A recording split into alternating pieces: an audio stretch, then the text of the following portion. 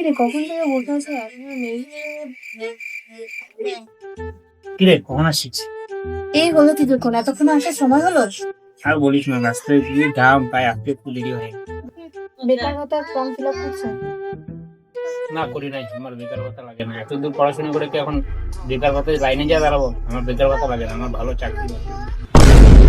এতদিন থেকে একটা কাজ জোগাড় করতে পারলো না, আর এখন বেকার ভাতা দিচ্ছে সেটাও তোমার লাগবে না।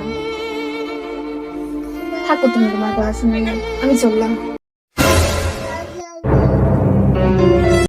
এখনই ধরা পড়ে গেছিলাম রে।